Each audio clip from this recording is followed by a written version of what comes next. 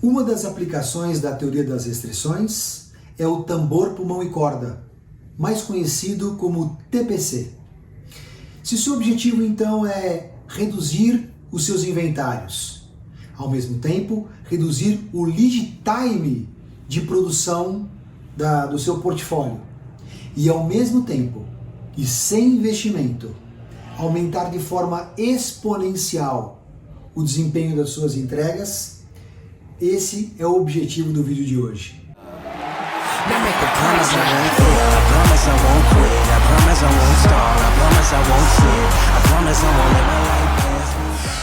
Hoje eu estou aqui novamente e com muito prazer com meu amigo Guilherme Almeida, e o nosso desafio hoje é falarmos sobre o tambor, pulmão e corda. Olá, Guilherme, como vai? Tudo bem? Tudo bem, Fabiano. Prazer falar contigo. O prazer é meu. Guilherme, em primeiro lugar, que raio é isso? Tambor, pulmão e corda. Vamos começar definindo o que é isso, por favor. Então, tá bom. O pessoal, inclusive, costuma chamar ele de TPC, né? O pessoal que está acostumado a trabalhar com teoria das restrições. Né? Na verdade, o TPC, né? O tambor, pulmão, corda, foi a solução que o Goldratt desenvolveu para o ambiente de operações. E ele introduziu esses conceitos, né, do tambor, pulmão, corda no livro A Meta, no best-seller A Meta, que você, inclusive, fez um trabalho aí excelente trabalho de apresentação, né, desse próprio livro. E dentro desse livro tem uma parte específica que ele fala sobre a caminhada dos escoteiros. E através da caminhada dos escoteiros ele começou a introduzir esses conceitos do TPC. Bom, acho que é importante a gente salientar que é o seguinte, o TPC ele se aplica a qualquer tipo de ambiente onde a gente tem um fluxo de atividades, né, e onde se prevaleçam as filas dentro desse tipo de ambiente. Tá? Então, por exemplo, fábrica, que é o caso específico no livro A Meta, né, restaurantes, seguradoras, bancos, hospitais, controle de tráfego, né? Ou seja, a gama de aplicação é enorme, não se limita só ao ambiente de fábrica. Tá? E um ponto assim, importante também é que, assim como o Lean, que é muito utilizado em manufatura, ele é um sistema que é um sistema puxado. Tá? Como é que o Goldratt desenvolveu essa solução? Ele usou os próprios passos, os processos de focalização, né? Que foi apresentado no próprio livro A Meta, né, para desenvolver. Então, o primeiro passo do processo de focalização é identificar a restrição. Então, a restrição, na verdade, é o que dita o ritmo com que o sistema consegue entregar, consegue produzir. Por isso, na verdade, que ele usou o termo tambor. Né? Tambor, ele dita o ritmo numa tropa de soldados. Né? Então, o tambor, ele equivale ao que a gente chama de restrição. Tá? Essa restrição ela pode ser tanto um recurso interno da empresa, cuja capacidade é menor que a demanda, ou quando a empresa tem mais capacidade do que a demanda de mercado, essa restrição ela acaba sendo o que a gente chama de mercado. Tá? E eu vou dizer que na maior parte das vezes é o próprio mercado que é a restrição. Mesmo quando as empresas não conseguem entregar todos os pedidos no prazo para os clientes. Né? O que acontece normalmente é que a capacidade dos recursos internos ela acaba sendo desperdiçada trabalhando em coisas que não são necessárias no horizonte de curto prazo. Né?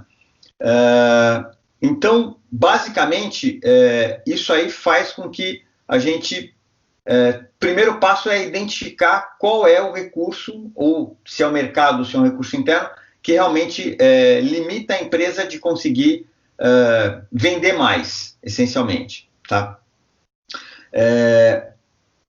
A forma de identificar rapidamente qual que é a restrição é a gente fazendo uma observação desse fluxo. Né? Normalmente, quando a gente observa num fluxo de produção um lugar onde tem um acúmulo de pedidos aguardando para ser processado, ou seja, tem uma quantidade grande de pedidos, e logo depois dele tem poucos pedidos para serem processados, é ali que a gente identifica que está a restrição. A gente fazendo uma analogia, essencialmente, para o tráfego, né? Principalmente aqui, nós que moramos aqui em São Paulo, a gente sabe muito bem do que se trata, né? Quando a gente tem um acidente no tráfego, o que a gente vê? A gente vê um acúmulo, uma fila grande antes desse acidente, né? E logo depois dele uma quantidade pequena de carros fluindo, tá? Então essa é uma forma que a gente utiliza para normalmente identificar qual é a restrição, que é o primeiro passo dentro do processo do TPC, tá? O segundo passo é decidir como explorar a restrição, tá? E uma vez que o tambor é que estabelece o ritmo com que o sistema consegue entregar, o objetivo é a gente ter um planejamento desse recurso de forma que a gente consiga extrair o máximo dele, tá? Levando em consideração duas coisas: os pedidos do mercado, ou seja, a programação, os pedidos que a gente está recebendo dos clientes, e a limitação de capacidade que a gente tem desse recurso, tá? Então, esse é um passo importante para a gente, na verdade, definir o planejamento exato, né, dessa restrição, ou seja, definir as datas e horários com que a gente vai programar cada um dos pedidos. Além disso, para garantir que esse planejamento ele seja protegido, ou seja, que a gente não tenha nenhum tipo de problema no fluxo, ou seja, que ele seja interrompido, a gente estabelece o que a gente chama de pulmão, tá? O que é o pulmão? Nada mais do que uma proteção contra as variabilidades do processo, ou o que nosso famoso conhecido Murphy, né? São as variabilidades esperadas. E a gente basicamente tem dois tipos de pulmão. O pulmão de tempo, que é uma estimativa de tempo necessário para produzir uma ordem, ou um pulmão de estoque, que é uma reserva de estoque que está pronta, né, que a gente produz em antecipação, de forma que, se houver necessidade, a gente vai lá e busca esse produto que tem lá, tá? E ela acaba sempre se materializando, né, essa proteção, através de um acúmulo de material antes da restrição, tá? Ponto importante com relação ao pulmão, uma das definições mais importantes é o tamanho do pulmão, tá? É um ponto crítico dentro do processo. Quanto maior o pulmão, maior a proteção a gente tem com relação a esse planejamento. Porém, isso sempre vai ter um custo. O custo do quê? Um custo de alongar o meu lead time e alongar, obviamente, o meu nível de estoque que eu tenho dentro da fábrica, tá? Então, um ponto importante dentro do processo, né, depois que eu estabeleci o planejamento da restrição, é definir qual que é o tamanho do meu pulmão. Depois que eu tenho o tambor e o pulmão definido, aí sim a gente vai ter que passar para o passo seguinte, que é garantir que todos os outros recursos eles trabalhem para atender a restrição, tá? E aí é o terceiro passo, é subordinar todo o resto à decisão acima, tá? Que é o que a gente chama de corda, né? Que nada mais é do que um mecanismo de subordinação que controla a liberação das ordens de produção em sincronia com aquela programação que eu fiz do tambor, tá? Então, ela faz o quê? Ela programa as primeiras etapas do processo de fabricação, ou seja, a liberação do material para a fábrica, tá? E o processo ele é basicamente direto. Eu pego a programação que eu tenho da restrição, subtraio meu pulmão e defino minhas datas de liberação, tá? Tudo isso, ou seja, aqui a gente já falou do tambor, do pulmão e da corda. Isso tudo faz parte da fase de planejamento, tá? Além dessa fase, a gente tem uma outra fase, que é a fase seguinte, que é o controle da execução, que é garantir que esse planejamento ele vai ser respeitado, tá? E como é que a gente faz isso? A gente faz isso através do que a gente chama de gerenciamento do pulmão, que é um mecanismo que monitora o progresso de cada ordem de produção em relação ao meu planejamento, tá? Que me dá um status do pulmão, status de cada uma das ordens, tá? E esse status ele é dado através de cores, né? E basicamente essas cores elas indicam o risco com que a gente tem de comprometer o meu planejamento que foi feito para a minha restrição, tá? Cada uma das ordens de produção ela vai ter uma cor de status, tá? E as cores de status são preta, vermelho, amarelo e verde. O preto é quando a gente já tem um comprometimento do desempenho, ou seja, ou eu tenho um atraso já de uma ordem de produção, ela já está atrasada, ou eu tenho uma ruptura de estoque. O vermelho, ele significa dizer que eu tenho um alto risco de me comprometer ou o meu estoque ou a minha data de entrega. O amarelo é a atenção, né? A gente tem que fazer um monitoramento e ter atenção. E o verde eu diria que é início do processo e tá ok, tá? Essas cores, essencialmente, elas dão uma indicação da sequência com que as ordens têm que ser processadas. Primeiro ela tem que processar as pretas, depois as vermelhas, depois as amarelas, depois as verdes. Ou seja, o gerenciamento do pulmão, esse sistema de cores, é um sistema único de prioridades para a fábrica. Tá? E ele é um sistema que ele é tão simples que ele pode ser, uma vez que a gente fornece essas informações para o pessoal de fábrica, o próprio pessoal da operação consegue tomar as decisões adequadas para conseguir não só atender os prazos, mas conseguir melhorar o próprio fluxo de produção. Então, assim, essencialmente, essa é a descrição do que a gente chama do TPIC, a parte específica que fala do planejamento e do controle de execução da solução de operações da TOC. Perfeito, perfeito. Excelente, Guilherme, ficou bastante claro, mais uma vez, o seu poder de síntese. Guilherme, a partir dessa sua explanação sobre o que é o TPC, quais são as 3 maiores limitações que o TPC atua no ambiente, especialmente fabril? Tá. O TPC ele foi desenvolvido, eu diria, em meados dos anos 70, né? E ele, basicamente, as limitações ou desafios que ele tentou endereçar, né, o objetivo para tentar resolver, né, os problemas, seriam, essencialmente, entregar os pedidos dentro do prazo acordado, ou seja, melhorar o desempenho de entrega, reduzir o lead time de produção e melhorar ou aumentar a produtividade das operações. Tá?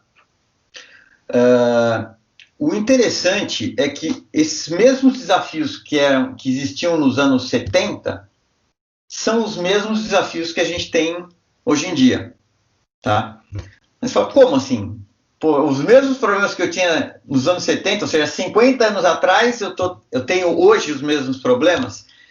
A verdade é assim, o que aconteceu é que o ambiente acabou se tornando, o ambiente de operações acabou se tornando um ambiente mais complexo, tá, ao longo dos anos. Tá? E o nível de incerteza acabou aumentando. Por quê? Porque se a gente analisar o ciclo de vida dos produtos, hoje em dia, eles estão cada vez mais curtos. Tá? E o mix dos produtos ele é muito maior, ou seja, o sortimento, a quantidade de produtos disponíveis para serem vendidos, ele é muito maior do que existia nos anos 70. Então, a demanda é muito mais instável do que existia naquela época. Tá? Obviamente, as empresas elas tomaram iniciativas e fizeram investimentos para tentar lidar com esse tipo de problema. Tá? E, essencialmente, foram em 2 direções. A primeira é tentar melhorar a curacidade do forecast. Tá? E a segunda foi tentar aumentar o nível de controle que existe dentro das fábricas, aumentando o número de KPIs, né, tentando medir tudo, né, e fazendo isso em real time, ou seja, mais sofisticação. Tá? O que demanda, inclusive, mais atenção gerencial. Mas aí eu acho interessante, assim, até lembrar uma frase que o Goldratt dizia, que eu já até ouvi você mencionar uma vez, né? Que quanto mais complexo for o problema, mais simples tem que ser a solução. Né? E eu diria que o TPC ele acaba funcionando porque ele é baseado em soluções simples e princípios que são muito sólidos. Né? Primeiro, que é um sistema puxado. Né? Então, as ordens de produção elas representam sempre demandas reais e não demandas fictícias. Né? Então, o que se faz na produção é que realmente é aquilo que o cliente está pedindo e não lotes de produção maiores que necessários para tentar aumentar a eficiência, né? Controles, reduzir custos para o produto, ou seja, que acaba se produzindo mais. Então, ele endereça um dos problemas chaves que existem em ambiente de operações, que é a produção em excesso. Tá? Então, ele evita a produção em excesso e, com isso, ele acaba reduzindo os desperdícios e, reduzindo os desperdícios, ele melhora o fluxo e a produtividade. Um outro aspecto do TPC é que a corda, ela acaba garantindo sempre um fluxo, tá? Ou seja, ela controla o tamanho das filas que eu tenho dentro da fábrica, e o WIP também. Quando você faz isso, você garante que aquele lead time mais curto que foi obtido, eliminando-se o problema da produção em excesso, ele se mantenha. Então, com o lead time mais curto, as ordens cruzam uma fábrica mais rápido. Cruzando a fábrica mais rápido, a chance de você conseguir melhorar o desempenho de entrega, ou seja, atender os pedidos dentro do prazo, ele aumenta também. Então, uma outra consequência que não só melhora a produtividade e melhora o lead time, mas como você acaba afetando também o próprio desempenho de entrega, acaba melhorando o desempenho de entrega. Fora isso, o gerenciamento de pulmão que a gente estava falando, que é aquela sequência de prioridades, ela é totalmente alinhada com as datas prometidas para os clientes. Então, a próprio sequenciamento da fábrica ele é feito de tal forma a dar prioridade para as ordens que são as ordens que estão mais próximas de serem entregues. Então, a gente consegue alinhar, inclusive, a fábrica com os pedidos dos clientes. E isso melhora ainda mais o desempenho de entrega. Tá? Tudo isso assim, já endereça esses três grandes desafios que a gente acabou mencionando. Mas tem um outro ponto que eu acho fundamental também, que é a questão da melhoria contínua. Tá? Por quê? Porque esse sistema também ele consegue dar um foco muito grande aonde é que a gente tem que focar as nossas iniciativas de melhoria. Por quê? Porque quando a gente controla o WIP, uma das consequências imediatas é que a gente sempre acaba acumulando material na frente da restrição. Ou seja, daqueles recursos que realmente estão definindo qual que é o ritmo que a gente consegue puxar na fábrica. Ou seja, aqueles que limitam, na verdade, o desempenho. Tá? E isso dá uma indicação muito clara aonde é que a gente tem que focar as nossas iniciativas. E aí, usando basicamente a caixa de ferramentas do Lean e do Six Sigmas, nesses pontos a gente consegue, obtendo essas melhorias, ter um impacto direto no resultado final, principalmente no que diz respeito à melhoria de fluxo e melhoria do desempenho financeiro da empresa como um todo. Tá? Fantástico, doutor Guilherme, fantástico. E a partir da sua experiência, mais uma vez, teórica e prática, quais são, no seu entendimento, os principais pontos de atenção no momento em que uma empresa ela vai implementar o TPC? E aproveito para ressaltar, inclusive para aqueles que nos assistem, que já implementaram o TPC e vão poder utilizar essa sua fantástica explicação para rever algum conceito que tenha escapado, Guilherme, por favor. Bom, isso aí eu vou falar assim, essa minha resposta está baseada muito nas feridas, né, das implementações, nos aprendizados que a gente teve, né, de realmente implementar, e quando a gente verificou que alguma coisa não funcionava direito, a gente acabou revendo os processos. Então, o que eu entendo que a gente tem alguns pontos que a gente tem que levar em consideração antes da gente conseguir virar a chave, tá? Que, por exemplo, a primeira coisa eu diria que fazer um bom diagnóstico do ambiente e, preferencialmente, validar esse diagnóstico com dados históricos da realidade do próprio ambiente que a gente está analisando. Então, ou seja, a primeira coisa que o pessoal tem que tomar atenção é realmente analisar a fundo aquele ambiente específico, né? Não usar basicamente soluções generalizadas, né? Cada ambiente tem sua particularidade e a gente precisa levar essas particularidades em consideração. O segundo ponto é, uma vez que a gente faça o diagnóstico, passo seguinte é estabelecer uma relação muito clara de causa e efeito entre as ações que a gente vai tomar e o resultado que a gente está esperando, tá? Porque isso vai permitir com que a gente consiga ter uma boa modelagem da solução, tá? Ou seja, definir quais são os tipos de pulmão, onde é que eles têm que estar localizados e qual o tamanho desses pulmões, né? e também a gente conseguir alinhar as expectativas de resultados, no que diz respeito ao esforço, ao tempo que a gente tem e qual a magnitude de melhoria que a gente vai conseguir obter. E eu diria também, antes da implementação, a gente mapear muito bem quais são os obstáculos, né, que a gente está prevendo e quais são alguns efeitos colaterais que a gente pode ter. Por exemplo, uma das coisas que a gente mais tem notado, por exemplo, é que a gente tem que muitas vezes mudar os KPIs dentro da fábrica. Então, se a gente não tiver o cuidado de falar o seguinte, se a gente não mudar o KPI, pode ter certeza que esse KPI vai ser prejudicado, mas este KPI está errado, não deve ser considerado. Isso tem que falar antecipadamente, não depois a gente ter iniciado a operação, a gente pode realmente ter problemas, né? Até de buy-in da própria equipe de implementação. Então, isso eu diria que é antes da gente virar a chave, né? Na implementação propriamente dita, acho que a primeira coisa que a gente tem que se preocupar é em alinhar muito bem os KPIs locais com os KPIs globais, tá? E isso implica em abolir essencialmente as métricas locais de eficiência e de custo, né? Se a gente não eliminar essas métricas, vai ter um conflito já no primeiro dia de implementação. E o segundo ponto é ter um dashboard da implementação desde o primeiro dia, com os KPIs corretos.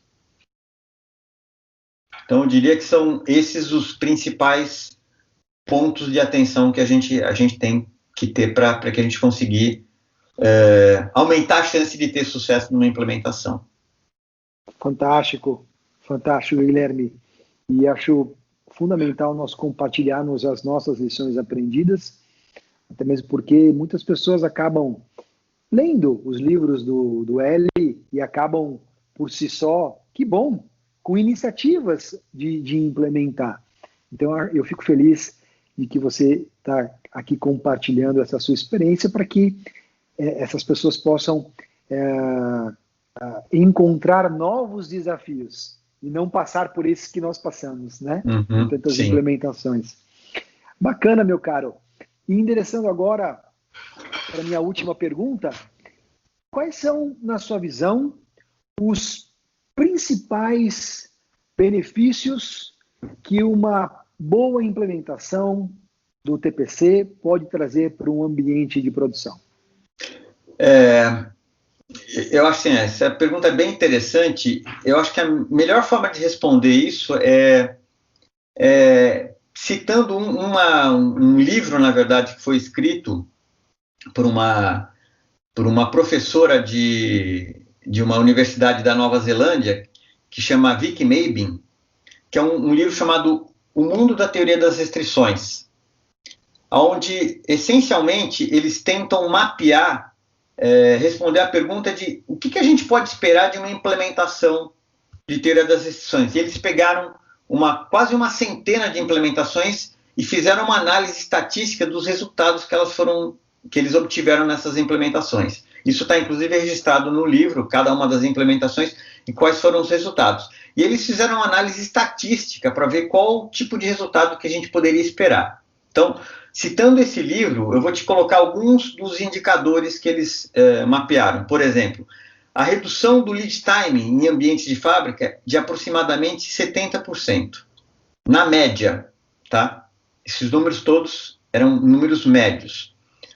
Melhoria do desempenho de entrega em 44% aproximadamente, tá? E eles mencionam que na maioria dos casos o desempenho de entrega chegava a 100%.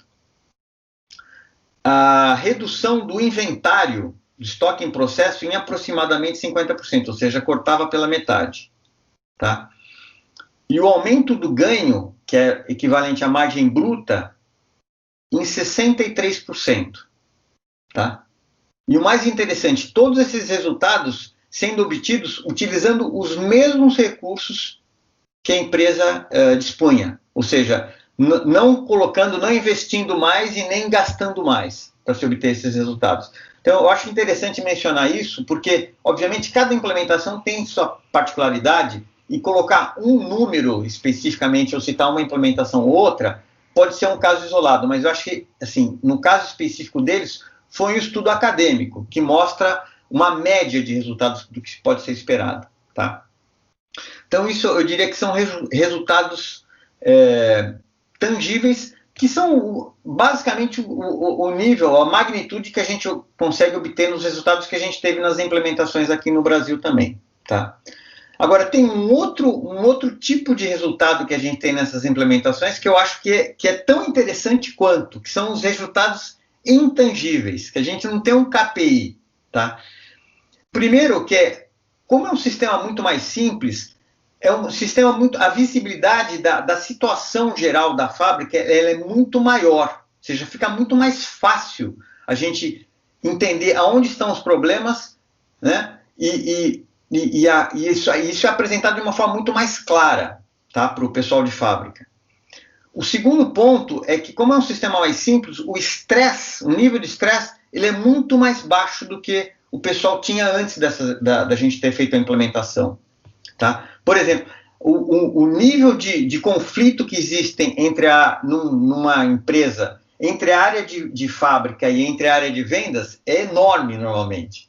Vendas reclama do pessoal de fábrica e fábrica reclama do pessoal de vendas, né? O pessoal de vendas fala, por que a fábrica não produz o que eu peço? Né? E o pessoal de fábrica fala, por que a vendas não vende o que eu consigo produzir? Então, esse tipo de conflito ele acaba diminuindo de forma significativa. Tá? E a gente pode resumir esses três, a visibilidade melhor, a simplicidade, a redução de estresse, reduzir o número de conflitos, etc., com uma palavra única, que é a harmonia. Ou seja, a harmonia, no geral, nas empresas, acaba aumentando de forma significativa.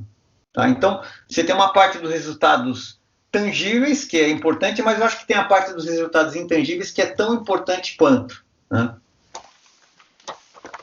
Fantástico, meu caro. E aí, você me dá o gancho para fazer um jabá do próximo livro que nós vamos começar a estudar juntos, inclusive, na próxima quinta-feira, dia 27 de agosto, às 18 horas, onde o Yishai, no seu livro, Tzion Thinking, traz, no capítulo 1, a meta, vou dar um spoiler, Guilherme, a meta definitiva das organizações é crescer com estabilidade e harmonia, que foi o que você acabou de bem colocar. E olha que nós nem combinamos, hein, Guilherme? Se tivesse combinado, não ficaria melhor. Excelente, meu caro. Eu de forma muito sincera, Guilherme, quero agradecer mais uma vez pela sua clareza, pela sua generosidade de compartilhar aqui o seu conhecimento, com o objetivo de fazer com que cada vez mais a teoria das restrições possa contribuir com as pessoas e no relacionamento entre as pessoas. Muito obrigado, Guilherme. Eu que agradeço, Fabiano. Pode contar com a gente aí para o que der e vier. É isso aí. Muito obrigado mais uma vez. Um forte abraço. Um abraço. I'm so proud of you and I just wanna share the love. I'm so proud of you and I just wanna share the love.